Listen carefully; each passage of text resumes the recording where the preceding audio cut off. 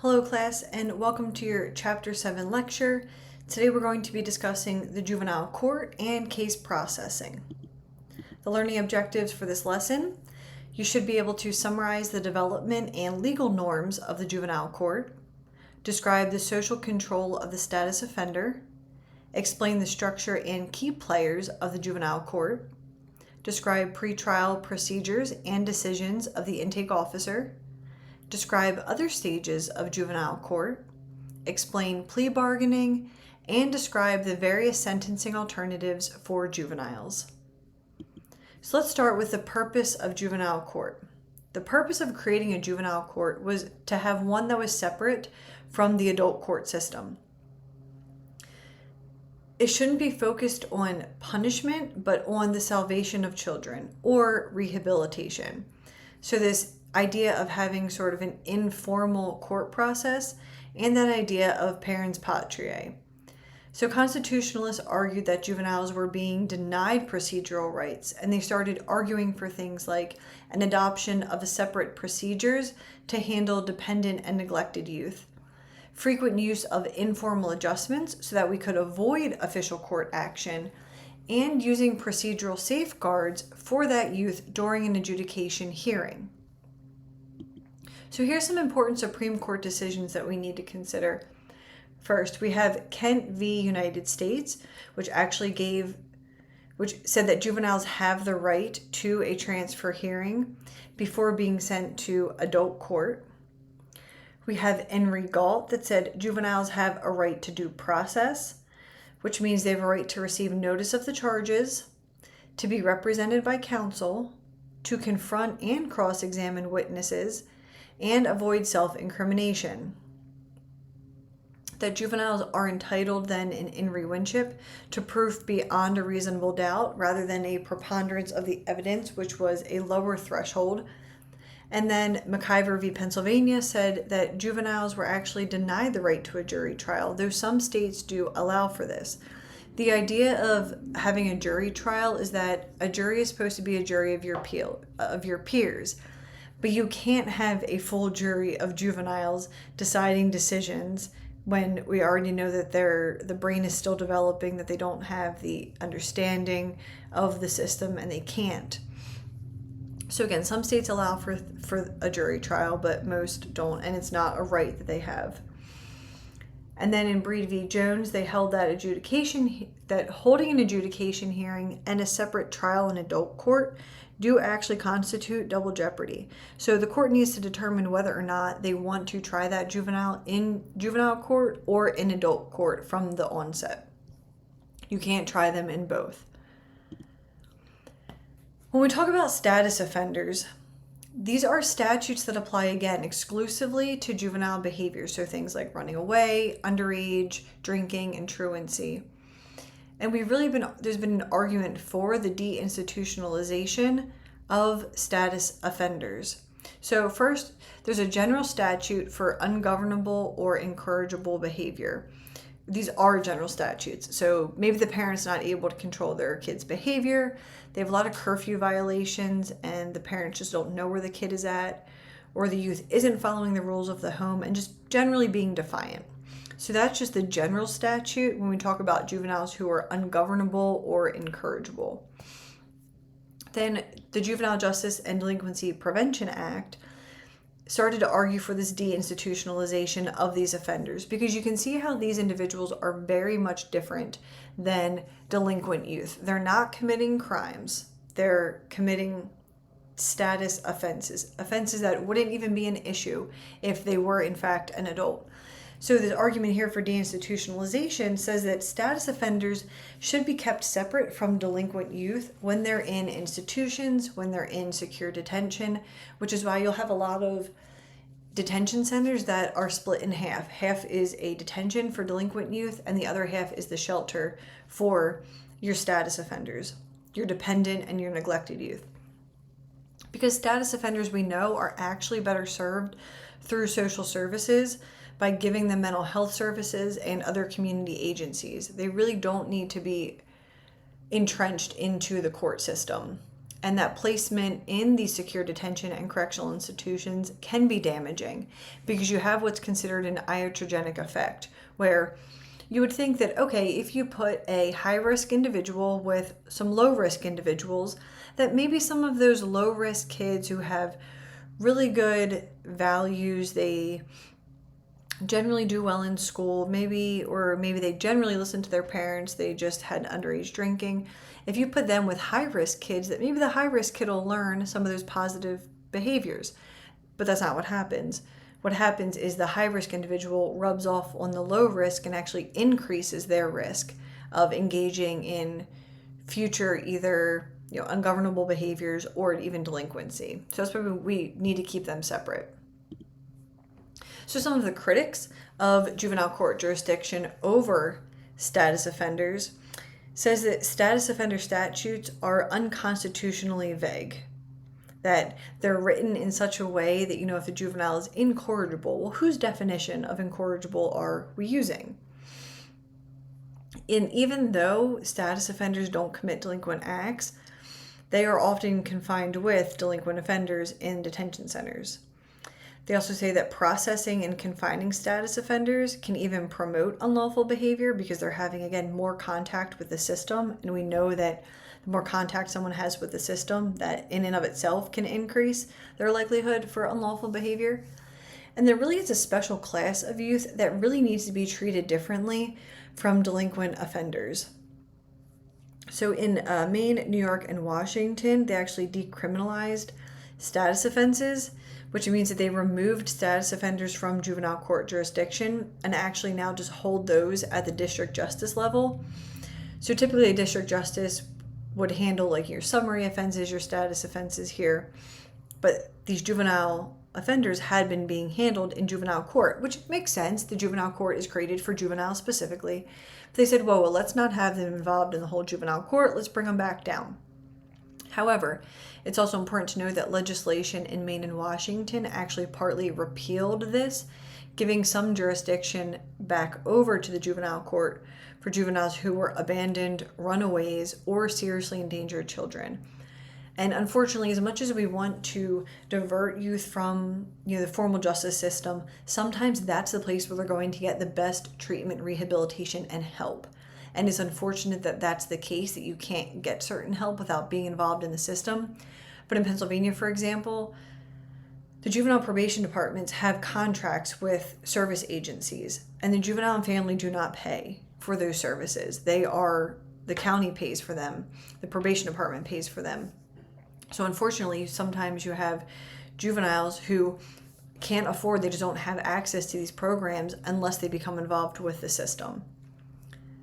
You then have crossover youth. So these are going to be youth who are involved in both the child welfare system and the juvenile justice system. So these are, for example, they've also been called shared cases or dual jurisdiction or dually adjudicated youth or cross-system cases.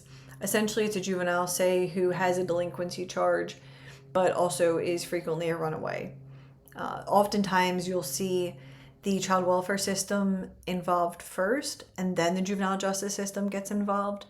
And typically, the child welfare system will attempt to close out because they say, well, juvenile justice system can just handle them now. And it's been a long fighting argument between the two agencies because juvenile justice has clear instructions and guidelines and goals and purposes, but so does the child welfare system. And we have two distinct goals and purposes. And to say that the juvenile justice system could adequately address some of the needs of a dependent child is just not appropriate. So there's a lack of integration and coordination that we see between these two systems. Child welfare, again, will often try to close those cases once they're involved with juvenile justice system. Then you have this Adoption and Safe Families Act where it sets goals of permanence, well-being, and safety for the children that are in foster care. So you have an emphasis here on achieving permanence for the children and keeping them with their families, but also keeping them safe and improving their well-being. So, with that as sort of the main driving force for the child welfare system, that's very much so different than the juvenile justice system. As much as we want to keep kids in the community, we also, at the end of the day, also need to hold that juvenile accountable. So, again, our goals are very different. And we know that there's a disproportionate number of minority youth in the child welfare system. So, they're more often placed into foster care. They also tend to receive fewer services but have longer stays and are often they're less often reunited with their family when you compare them to Caucasian youth. So what is the juvenile court structure and key players? What do they look like? Well, there's either a separate state court or they're part of a circuit, district, county, superior, common pleas, probate, or municipal court. So it looks different all across the country. Some courts will have one judge that's assigned to juvenile court that handles all of the delinquency and dependency matters. So within this, you have a judge who really is ultimately the final decision maker on legal matters and signs off on all of the court orders, makes the final decision. You can also have either a referee, they're also considered a hearing master or hearing officer that can handle some court matters. Typically, they don't handle too many delinquency matters, but they will handle a fair amount of dependency matters, or just even review hearings if there's not too much going on with the case. The defense attorney obviously is the person representing the juvenile and advocating on their behalf. So in a way, they're acting as sort of a surrogate parent or guardian to that juvenile, advocating for them. Then you have the prosecutor, where it's really their mission to protect society, but to also ensure that that juvenile has and are afforded their constitutional rights. Then you have the probation officer, which does a whole lot, and we'll get into that in another chapter. But they really act as an intake officer. They assess the needs of the youth. They write reports and make recommendations to the court. Then they're the ultimate one who supervises that child. You also have what's known as a guardian ad litem, and this individual is somewhat like an attorney, but it's really just a person who is there to look after the best interest of the juvenile. Sometimes they'll be appointed on things such as educational decisions. So while the defense attorney is there to advocate for the juvenile, they're trying to get the best case scenario for that kid. They're not necessarily looking out for their best interest, because I can tell you from being a probation officer, every recommendation I made was for the betterment of that juvenile. I never did anything out of vindictiveness or because I wanted to see them punished. Sometimes they had to be held accountable, but it was always in the best interest of that kid for their future development, for their safety. And sometimes you would have defense attorneys who would argue for the complete opposite just because maybe they didn't want to see that juvenile in placement, but I'd been working with that juvenile for the last 6 months, and I knew that they could not safely be supervised in the community and in their home anymore. So you have here a guardian ad litem that could be appointed on very few cases. More so you see this in dependency court for OCY or CYS, where it's a guardian ad litem, really just someone to look out for that juvenile if they don't have a parent or guardian who can sort of speak up for them.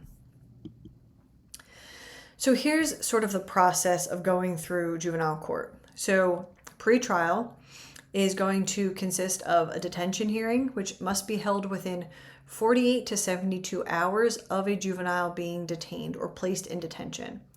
Duty officers are typically probation officers, and they're going to take calls 24/7 because there's that 6-hour rule I mentioned last chapter, I believe it was.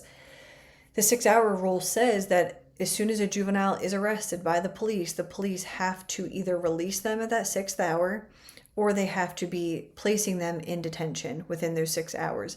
And this really just protects the juvenile from being held in police custody for extended periods of time without being charged. So the purpose is, again, to protect the juvenile and to protect society, but also ensure their appearance at a next court hearing.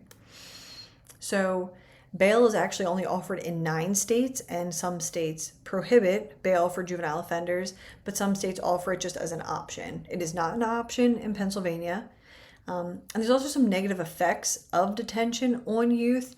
So a juvenile being in detention, even just one day, can exacerbate their mental health issues, have a negative impact on their education and employment outcomes, even lead to an increase in recidivism because it may interrupt a natural desistance from crime process. because at this stage, we don't know the risk level or the criminogenic needs of this individual.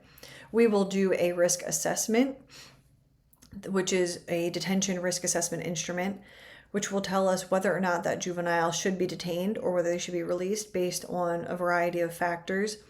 And again, what that's really looking at are those 2 points there: the purpose of protecting the juvenile in society and just making sure they come to their next court hearing. We're not trying to necessarily prevent them from committing future crimes because we have no idea what their risk is for preventing future crimes. So then you have the intake process, which is also pre-trial. This is where the intake officer is going to determine whether or not that juvenile's case can be handled informally, whether it's diverted from the court through a means such as a consent decree, if it's completely dismissed, or is it petitioned to court. So there's really broad discretionary power at the intake level, but there are checks and balance systems within probation departments to ensure that these decisions are just not being made by one probation officer. So these decisions always have to be signed off on at least by the supervisor. If it's going to be an informal adjustment or handling of the case, that also must get signed off on by the district attorney. There's some other processes in place just to make sure that you don't have one individual, again, making these serious decisions for one kid. Then you have the adjudicatory hearing, which really is just the equivalent to trial in adult court. So at this point, the judge is going to review the petition and the written allegation. So they're going to see what charges the juvenile is being charged with, and the written allegation, what happened, what's alleged to have happened. They're going to hear testimony and decide whether or not the juvenile did in fact commit that delinquent act. So if a juvenile is adjudicated, this simply means that there's a finding that the juvenile is a delinquent and they're in need of treatment, supervision, and rehabilitation. Those 3 things have to be true. Most proceedings are closed to the public and cases are kept confidential. So in Pennsylvania, these court hearings are only open to the public if the juvenile is 14 years of age or older and committed a felony. And for 12-year-olds, it's only if they've committed, or 12 years old and older, is if they've committed murder, aggravated assault, arson, involuntary deviant sexual intercourse, kidnapping, rape, robbery, or a conspiracy to any of those above serious offenses. So, in addition, the court at any disposition proceeding under subsection E does actually have the discretion to maintain confidentiality, though, of mental health, medical, and juvenile institutional documents or juvenile probation reports. So it doesn't mean that everything about the case is going to be made public, but the hearing itself could be public. So some states also allow for open hearings, again, for certain offenses like I just went through.